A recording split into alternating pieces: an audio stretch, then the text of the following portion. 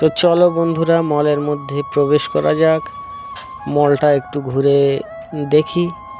অনেক বড় মল, ঘুরতে গেলে অনেক সময় লাগবে, পুরোটা ঘোরা তো অসম্ভব। প্রায় 1 ঘন্টা বাস চেপে আমরা এসছি। শরীরটা একটু ক্লান্ত লাগছে, বেশিক্ষণ ঘুরবো না, অল্প কিছুক্ষণ ঘুরে আবার রওনা দেবো বাসার দিকে। তো সবথেকে আমার মলের মধ্যে ভালো লেগেছে এই যে বাচ্চাদের গাড়িগুলো, খুব দারুণ দারুণ গাড়ি, বাচ্চাদের গাড়িগুলো খুব ভালো লেগেছে আমার। কত ফাইন ফাইন গাড়িগুলো। তো এদিকে ঘোরাঘুরি ওদিকে ঘোরাঘুরি করতে করতে সময়টা অনেক কেটে গেছে। আবার বাসায় ফিরতে হবে।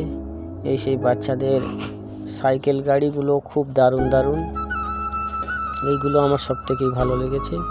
তারপরে একটু ঘোরাঘুরি করে যে যার প্রয়োজনীয় জিনিসগুলো নিয়ে নিলাম।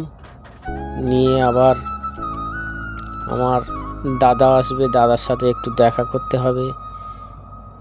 দেখা করার পর তারপরে বাসায় যাব। দাদার জন্য অপেক্ষায় দাঁড়িয়েছিলাম খোঁজাখুঁজি করে। অনেকক্ষণ পরে দাদার সাথে দেখা হলো। একটু খাওয়া দাওয়া করব সবাই মিলে একসাথে। তো হোটেলে গেলাম, আমরা গিয়ে একটু খাওয়া দাওয়া করলাম অল্প কিছু। দুপুরের খাবারটা সেরে নিলাম, সেরে নিয়ে আবার সব যে যার বাসায় চলে যাব। খাওয়া দাওয়া প্রায় শেষ আমাদের।